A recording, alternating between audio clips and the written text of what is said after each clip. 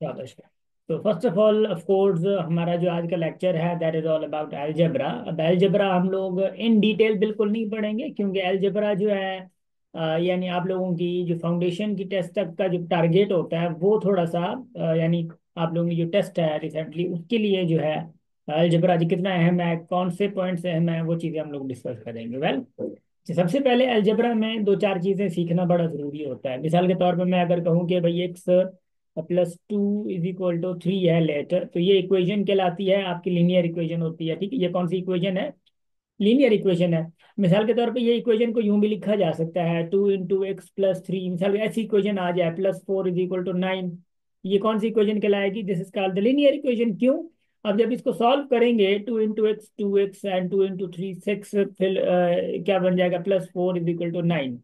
तो two x plus क्या बन जाएगा? टेन इज इक्वल टू क्या है? नाइन है। तो ये क्या ये कौन सी इक्वेशन है? लीनियर इक्वेशन कहलाती है। So what this equation is linear, क्योंकि इसकी जो डिग्री है वो वन है। डिग्री हम इसको कहते हैं पावर। ये क्या कहलाता है? पावर। जो डिग्री है वेरिएबल का पावर, ठीक है, जो एक्स वाई जेड होते हैं ना इनके पावर्स। उसके अलावा जो एक्स प्लस वाई है, ये भी आपकी लेट ऐसा कभी कभार आ जाता है ना, कभी कभार two x plus minus three y is equal to five आ जाता है। ये भी आपकी लीनियर इक्वेशन है, बट इन डबल वेरिएबल। यानी डबल वेरिएबल में लीनियर इक्वेशन कहलाई जाती है। यानी दो वेरिएबल्स हैं, लीनियर इक्वेशन कहलाएगी। एक उसका यानी जो हाईएस्ट डिग्री है ना इसकी, एक डिग्री ये एक डिग्री ये भी लीनियर इक्वेशन कहलाई जाती है, और ये भी लीनियर ही है नीचे वाली। अब मसला ये है कि रिसेंटली क्वेश्चन आया था कि which of the following is linear equation. उसमें से यही चीजें थी, क्वाड्रेटिक भी दी गई थी। अब क्वाड्रेटिक का मतलब क्या है? X square plus three x minus four like this. अगर ये ऐसे आता है यानी ये डिग्री क्या है? टू है। हाईएस्ट डिग्री क्या है? हाईएस्ट डिग्री अगर टू हो तो उसको हम लोग क्या कहते हैं? क्वाड्रेटिक कहते हैं। हाईएस्ट डिग्री अगर टू हो यानी पावर टू हो तो उसको हम क्या कहते हैं? क्वाड्रेटिक इक्वेशन कहते हैं। अब ये क्वाड्रेटिक इक्वेशन है। अब कभी कभार ऐसा दिया जाता है कि x square plus three x minus four is equal to x square minus four x. अब ये कौन सी इक्वेशन है? इज इक्वल टू में है ना। अब इज इक्वल टू में है, अगर आप लोग दोनों बताएं, Arisha and Laraib, equal to में है। तो देखिए इक्वल में ये एक्स स्क्वायर प्लस का है और ये भी एक्स स्क्वायर प्लस का है, तो ये इधर आएगा तो माइनस का हो जाएगा, तो दोनों कट जाएंगे। अब जाके देखो क्या बचा है, अब जाके ये लीनियर इक्वेशन बनी है। यानी कभी कभार ऐसा होता है कट सट भी हो जाएगी, ठीक है ना। तो मसला ये है कि उसी के बाद आपकी ये लीनियर इक्वेशन बन गई। भाई माइनस का फोर एक्स इधर आए तो प्लस का फोर एक्स हो जाएगा। माइनस का four is equal to zero. ये seven x is equal to क्या बन जाएगा? प्लस का फोर बन जाएगा। तो ये आपके पास क्या लीनियर इक्वेशन है एक्चुअली। कभी कभार ऐसा भी अगर आ जाए ना कि एक्स स्क्वायर जस्ट आ जाए, x square plus four is equal to three आ जाए मिसाल के तौर पे, तो भी ये क्वाड्रेटिक इक्वेशन है, लीनियर नहीं है फिर। डिग्री टू आ गई तो मतलब वो क्या बनाई जाएगी? क्वाड्रेटिक बनाई जाएगी, क्वाड्रेटिक इक्वेशन बनाई जाएगी, लेकिन बस डिग्री टू आ जाए। सिंपल अगर एक्स स्क्वायर है, simple x square is equal to zero है, तो भी ये क्वाड्रेटिक इक्वेशन है। ठीक हो गया, ये भी फिर भी क्वाड्रेटिक इक्वेशन है। इसके अलावा की अगर मैं बात करता हूँ मिसाल के तौर पे, अगर आप लोगों को थोड़ा सा इंफॉर्मेशन दे दूं कि भी इंटू एक्स इंटू वाई है प्लस थ्री है इज इक्वल टू जीरो है। अब ये कौन सी हो सकती है? This is not the linear equation, याद रखिएगा। This is not the linear equation. अब क्यों? देखें, अब हमारे पास एक्स प्लस वाई था, तो लीनियर इक्वेशन है एक्स इंटू वाई है। मल्टीप्लाई में आपके दोनों जो पावर्स हैं वो आपके दो एज अ काउंट होते हैं, यानी वन वन उसका तो दो हो गए, तो पावर कितने? दो हो गए, तो ये क्वाड्रेटिक इक्वेशन है। This is what? This is your quadratic equation. याद रखिएगा, बता रहा हूँ। अगर दो डिफरेंट वेरिएबल अगर आपके पास मल्टीप्लाई हो रहे हो और वो इक्वेशन में आ रहे हो तो हम उनको क्वाड्रेटिक इक्वेशन कहते हैं। याद रखिएगा। समझ आ गई? इसके अलावा कभी कभार ऐसा होता है कि x plus y plus three z is equal to three. ये देखो x plus y plus z is equal to three जो है ये आपकी यानी एज अ है लीनियर इक्वेशन ही, but triple variable, triple variable. अगर x into y into z आ जाता है तो ये आपकी क्यूबिक इक्वेशन हो जाएगी। क्या? Cubic equation. क्यूबिक इक्वेशन किसको कहते हैं? क्यूबिक इक्वेशन वो होती है जिसके पावर तीन हो। तो एक्स वाई जेड यानी तीन हो गए, मल्टीप्लाई हो गया, तो ये कि एक्स का एक इसका तीन हो गया। अब क्यूबिक इक्वेशन होती कैसी है? क्यूबिक इक्वेशन असल ऐसी होती है, देखो जरा। एक्स क्यूब +3x² -2x, मिसाल के तौर पे +3 = 0। अब इसी शक्ल की होती है। हाईएस्ट डिग्री क्या होती है क्यूबिक इक्वेशन की? 4 डिग्री होती है। अब सबसे पहली बात जो अंडरस्टैंडिंग वाली है वो ये है कि भाई जिसका जितनी डिग्री होगी, हाईएस्ट डिग्री होगी, उसके उतने आंसर्स होंगे। लीनियर इक्वेशन की डिग्री कितनी होती है? लीनियर इक्वेशन की डिग्री कितनी होती है? 1 होती है। तो लीनियर अगर इक्वेशन की डिग्री 1 होती है तो अब ये समझ लें आप लोग कि उसका आंसर भी एक ही आएगा। क्वाड्रेटिक इक्वेशन के आंसर कितने आते हैं? आंसर 2 आते हैं। तो मगर क्वाड्रेटिक इक्वेशन के जब आंसर 2 आते हैं इस वजह से कि उसकी डिग्री 2 है। ठीक। अब उसके बाद जैसे कि क्यूबिक की इक्वेशन है, क्यूबिक जिसकी डिग्री 3 हो तो उसके आंसर कितने आएंगे? 3 ही आएंगे। मसला ये कि आप लोगों को जब पूछा जाता है ना वैसे नहीं पूछते कि भाई answer of these will be what. आप लोग ये नहीं पूछेंगे। हो सकता है आपसे पूछें कि भाई मैक्सिमम, मिसाल के तौर पे मैं कहूँ कि भाई maximum maximum roots of, x³ +3x - 5, ठीक है, मिसाल के तौर पे =0 इज व्हाट? Maximum roots. अब रूट से मतलब ही आंसर ही होता है। रूट से मतलब क्या होता है? रूट से मतलब ही द वैल्यू ऑफ एक्स। क्या? वैल्यू ऑफ एक्स ही होता है, यानी आंसर्स ही होते हैं। याद रखिएगा, बता ये चीज। अब देखो कितने आंसर्स होंगे इसके। थोड़ा सा ला रहा है बरीशा, तुक्का लगा दो, मसला ही नहीं है। x³ +3x - 5 = 0 के आंसर्स कितने होंगे, यानी रूट्स कितने होंगे?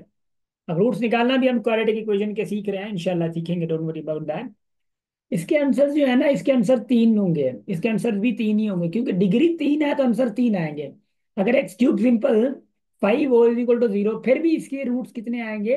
फिर भी रूट्स इसके 3 ही आएंगे, याद रखिएगा।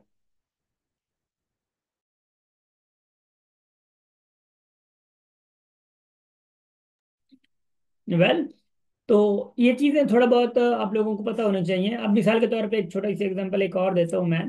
भाई x5 + 4x4 + 3x³ मिसाल के तौर पे +2x² -3x + 5 = 0 है। भाई इसके आंसर कितने होंगे? इसके रूट्स कितने होंगे? पॉसिबल रूट्स कितने होंगे? हाँ जी। How many possible roots will be there? 5। Question roots कितने आएंगे? 5 आएंगे।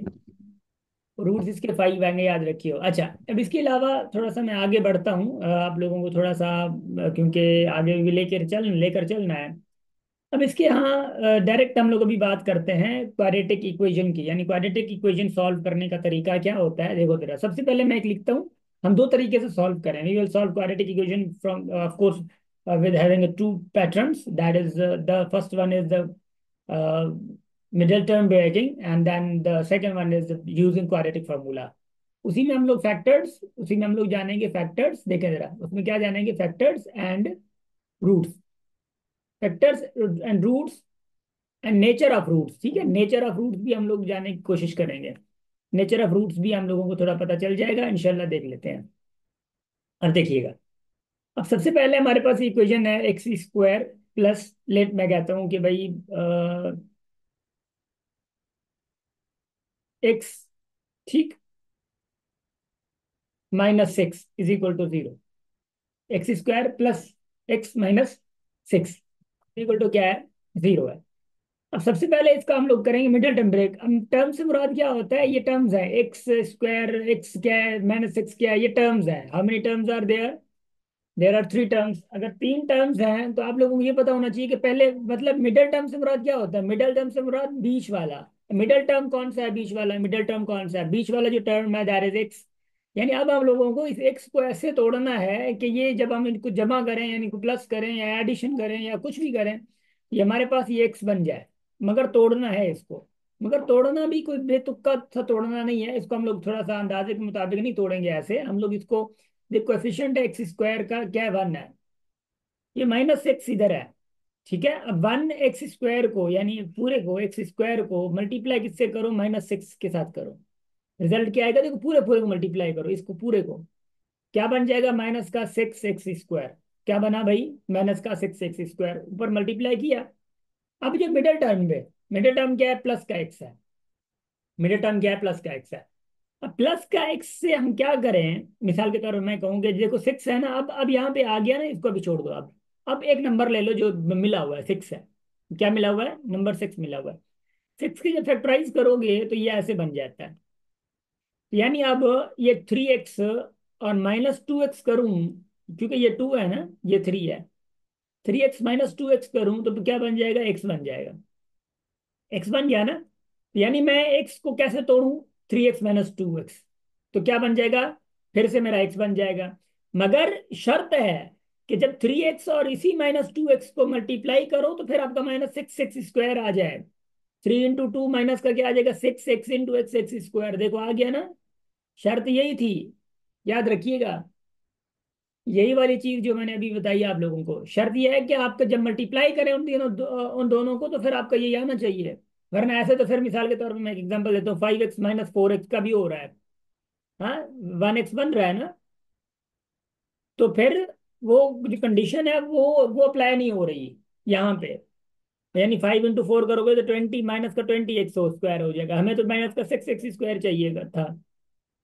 उम्मीद यहाँ तक का समझ गए होंगे। अब इसी को हम लोग थोड़ा सा सॉल्व करते हैं, अगर हम लोग तो देखिएगा जरा, तो क्या होगा, x² क्या है, x² प्लस का 3x माइनस का 2x माइनस का 6 एज इट इज, माइनस का 6 एज इट इज दे देंगे। अब क्या इसमें से कॉमन और इसमें से कॉमन निकालना है हम लोगों ने।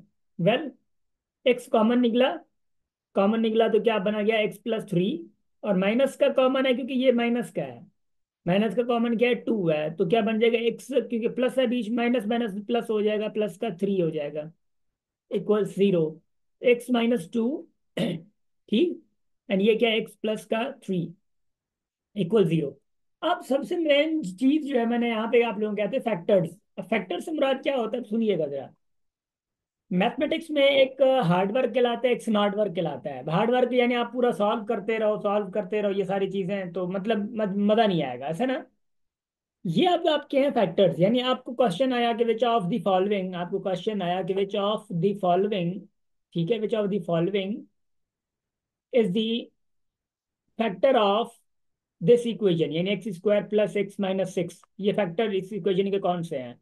ऑप्शन पहला आया x + 2 एंड x - 3, भाई ऑप्शन बी आया x + 2 एंड x + 3, ठीक है।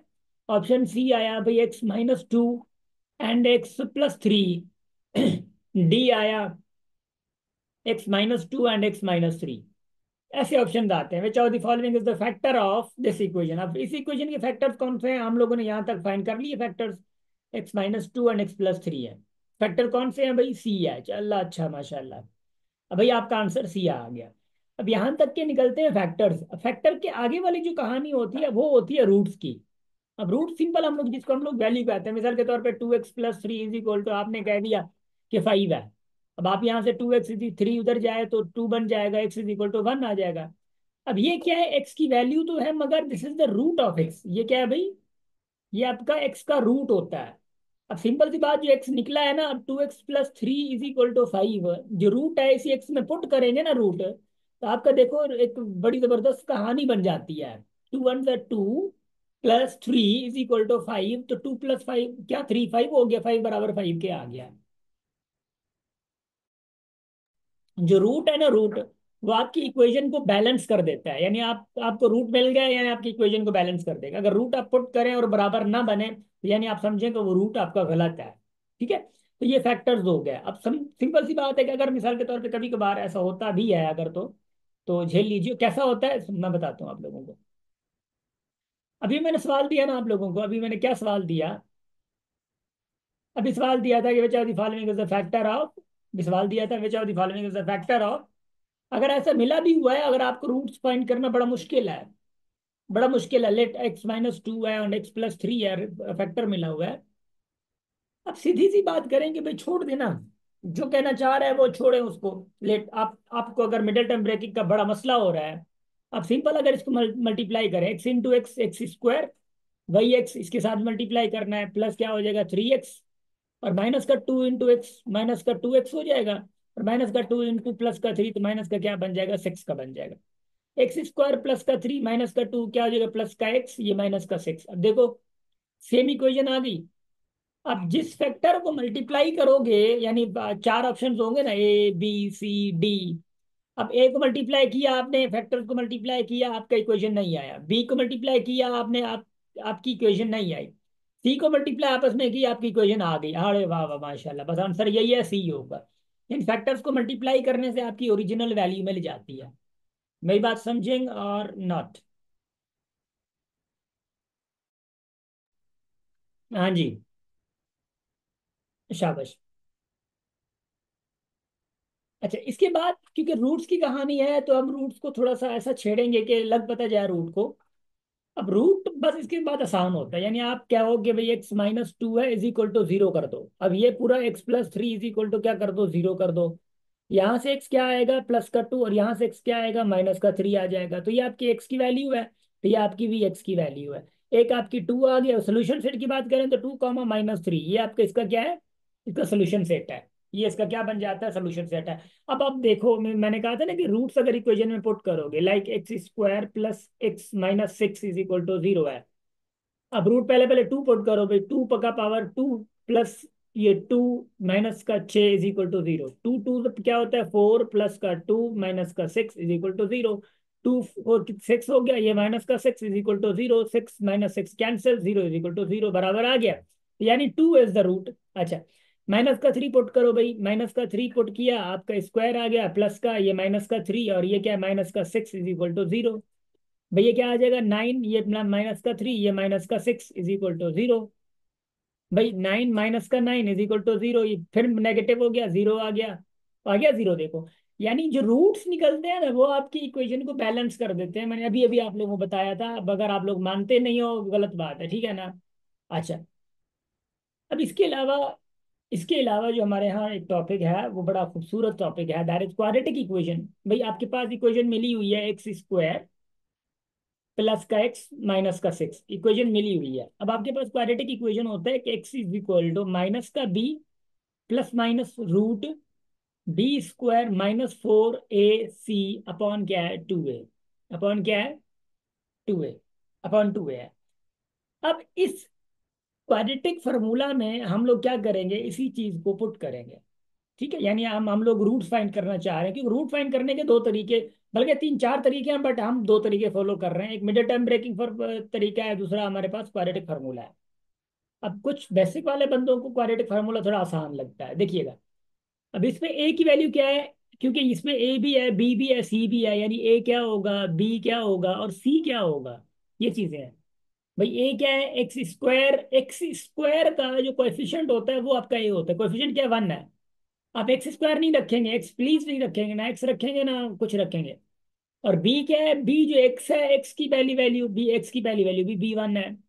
भाई फिर सी क्या है, सी आपकी क्या है, -6 है। सी आपकी -6 है। वेल, अब है क्या, आप पुट करेंगे x is equal to b, क्या मिला हुआ है भाईजान, बी आपको मिला हुआ है 1। ठीक है, तो माइनस का into 1 plus minus root b क्या मिला हुआ है, 1, तो 1 का स्क्वायर, क्योंकि बी स्क्वायर है, माइनस का 4 इंटू ए क्या है भाई, 1 है, सी क्या है, -6 है। अपॉन क्या है, अपॉन 2 इंटू ए क्या है, 1 है। X is equal to minus का ये 1 हो गया, प्लस माइनस, देखिए जरा, 1 का स्क्वायर 1 होता है, माइनस इंटू देखो ये -1 मतलब -6, तो माइनस प्लस हो जाएगा, 4 6 24 हो जाएगा। अपॉन क्या आएगा, अपॉन का 2 आ जाएगा। X is equal to minus का 1 प्लस माइनस ये क्या बन जाएगा, 25 अपॉन क्या आया, 2 आया। X is equal to -1 plus minus क्या आ जाएगा, 5/2। अब 5 कहाँ से है, क्योंकि √5 का आंसर क्या है, 5 होता है। अब यहां से क्योंकि प्लस माइनस है, तो एक हम क्या करेंगे, -1 प्लस का 5/2 करेंगे, दूसरा हम करेंगे x is equal to -1 minus का 5/2 करेंगे, क्योंकि प्लस का भी है माइनस का भी है।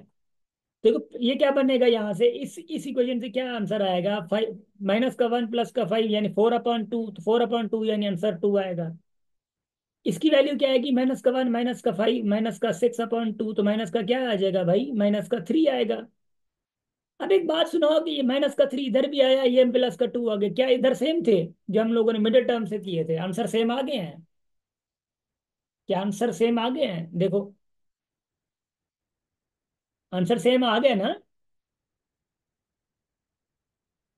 अब हम रूट्स दोनों तरीके से निकाल सकते हैं। और अगर मैं बात करूं तो रूट सिर्फ नहीं है, सिर्फ रूट्स नहीं है, हम लोग फैक्टर भी दोनों तरीके से निकाल सकते हैं। तो what you have to do actually, आप सिर्फ एक काम कर सकते हैं, वो ये काम है कि भाई लेट आपके पास x इज इक्वल टू 2 आया है ना, आप इसको रिवर्स कर दो, यानी x माइनस 2 कर दो। आपका x is equal to minus का 3 आया है ना, इसको रिवर्स कर दो, क्या कर दो, x प्लस का 3 कर दो। देखो x माइनस 2 x प्लस 3 ये फैक्टर थे इसके, देखो यही रूट्स निकले हुए हैं, इनको आपने रिवर्स कर देना, आपके फैक्टर्स बन जाएंगे।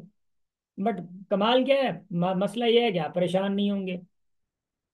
दूसरी बात जो मैंने लिखी है नेचर ऑफ रूट की, दूसरी बात जो मैंने नेचर ऑफ रूट की लिखी है, फाउंडेशन पे जब इंशाल्लाह आप लोग सिलेक्ट हो जाएंगे, सिलेक्ट होने के बाद जब आपको नेचर ऑफ रूट पढ़ाया जाता है वो आपको समझ नहीं आता।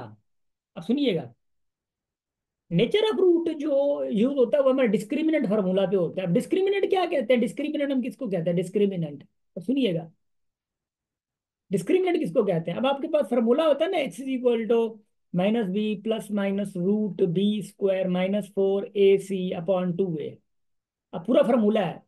मगर डिस्क्रिमिनेंट किसको कहते हैं, डी किसको कहते हैं, डी आपका है b² - 4ac।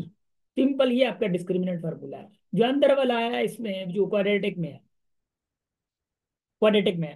अब कहते हैं कि अगर डी ये ग्रेटर देन जीरो आ जाए, अगर यही डी अगर इक्वल टू जीरो आ जाए, और यही डी अगर क्या आ जाए, लेस देन जीरो आ जाए, ठीक है।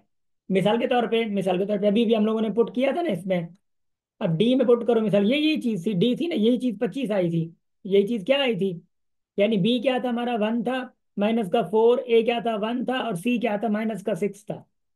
ये 1 ये माइनस का क्या -4 प्लस हो जाएगा, ये क्या आ जाएगा 24। तो डी आपका क्या आया 25। अब डी क्या आया 25 आया है। कभी कभार ऐसा होता है कि आपके पास लेट मैं कहता हूँ कि A1 है और बी जो है वो आपके पास 2 है, और यहाँ पे सी जो है वो आपके पास 4 है। लेट मैं एक छोटा सा एग्जांपल दे रहा हूँ। अब डी क्या आएगा भाई, डी आएगा आपका यानी b², यानी बी क्या है भाई 2 है, माइनस का क्या है भाई 1 है, ए सी है ना, प्लस का 4, ये 4 आ गया, 4, ये माइनस का ये 4 हो जाएगा, 1 1 सा 4 हो जाएगा, तो डी क्या आया 0 आ गया, डी 0 आ गया, हाँ भाई डी 0 आ चुका। इसके अलावा अगर मैं कहूँ कि भाई अगर आपके पास मिसाल के तौर पे ए इज इक्वल टू 2 हो, बी इज इक्वल टू 1 हो, and c is equal to 3 हो, तो आप अगर डी निकालना चाहो तो डी का फॉर्मूला क्या, b² - 4ac। तो बी क्या आया, बी क्या 1 है स्क्वायर -4, ए क्या है 2 है, सी क्या है 3 है। तो ये 1 है, माइनस का 2 4 8 8 3 24 है ना। तो डी आपके पास क्या आया, माइनस का 23 आया। अब इस सिचुएशन को समझेंगे, पहली वाली जो सिचुएशन है, इधर इधर इधर शाबाश, D is greater than zero, जैसे कि देखो डी जो आया है वो 25 आया है, तो यानी क्या है, ये जीरो से ग्रेटर है, 25 is the greater than zero. भाई डी क्या बराबर अगर जीरो आ जाए, तो यानी देखो ये बराबर जीरो आ गया ना, अगर वैल्यू रख दी गई। भाई अगर डी लेस देन जीरो आ जाए, less than zero in negative, अब देखो डी जो है वो -23 आ गया है। अब अगर मैं, अब सुनिएगा ये बड़ी बात होगी स्टेटमेंट, ये सारा मत्था मैंने आप लोगों के लिए मारा है। अगर डी 0 से ग्रेटर आ जाए, उसको हम लोग कहते हैं रियल रूट्स, क्या, real roots, nature of roots, real roots. अगर वो 0 जितना आ जाता है तो real and equal roots, real and equal roots. अब समझिएगा बात अच्छी होगी। अगर आ जाए, अगर ये 0 से कम आ जाता है यानी नेगेटिव आ जाता है, तो हम उसको क्या कहेंगे, उसको या तो हम नॉन रियल कहेंगे, नॉन रियल रूट्स, ठीक है, या तो हम नॉन रियल रूट्स कहेंगे, या हम उनको क्या कहेंगे, हम कहेंगे इमेजिनरी रूट्स, इमेजिनरी, ठीक है, इमेजिनरी रूट्स कहेंगे, या हम उनको कहेंगे कॉम्प्लेक्स रूट्स, क्योंकि कॉम्प्लेक्स नंबर्स का हमारा आयोटा आता है, कॉम्प्लेक्स रूट्स है। तो ये हम कुछ भी कह सकते हैं उसको, अगर हमारे पास लेस देन डी आया तो, मतलब लेस देन जीरो आया तो। यहां तक की बात समझ आ गई। हाँ जी।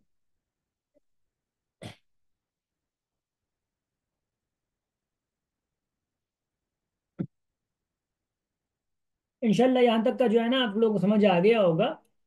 तो ये क्लास ये है, तो इसके बाद मैं एक दो रिकॉर्डिंग भी भेजूंगा, तो आप लोग इंशाल्लाह समझ जाओगे। सबसे बड़ा मसला क्या है, वो ये है कि आप लोगों को थोड़ा बहुत समझ आए, ये चीज़ें बहुत मैटर कर रही हैं, ठीक है ना। तो इंशाल्लाह उम्मीद है कि आप लोग अच्छे तरीके से समझ आ रहा होगा, और आप मेहनत भी कर रहे होंगे फाउंडेशन में। इंग्लिश पे थोड़ा थोड़ा सा ज़्यादा फोकस कीजिएगा, ठीक है ना, लैरैब एंड अरीशा। वेल, तो इंशाल्लाह बहुत बहुत अच्छा हो जाए। एनीथिंग जो आप लोग कहना चाह रहे हो, एनीथिंग जो आप लोगों को डाउट में हो, प्लीज वो मुझे बता दें। ग्रुप में मैं पूछ नहीं पाता क्योंकि ग्रुप में कोई देख पाता है वीडियो, कोई नहीं देखता, तो हर किसी को सुनना ही बड़ा मसला है। जी। लारा बन अलीशा, कोई इश्यू आप लोगों को हो रहा हो, फेस कोई प्रॉब्लम आप कर रहे हो, बोल दो, उनका इंशाल्लाह सोल्यूशन का देखते हैं। सर, हम्म। जो टॉपिक हैं सिलेबस में आईबी के, और जो आपके टॉपिक हैं वो थोड़े डिफरेंस हैं। नहीं नहीं डिफरेंट नहीं। हैं। नहीं नहीं अरीशा, मैं बताता हूँ आपको। We are from IBA. अब मैं आप लोगों को एक चीज हमेशा बता देता हूँ, हमेशा याद रखिएगा। आप लोगों ने आईबीए की आउटलाइन देखी होगी, ऐसे ना, जो आईबीए देती है सैंपल पेपर में, ऐसा है, एम आई राइट? एम आई यस राइट? सर। यस, मैं बताता हूँ।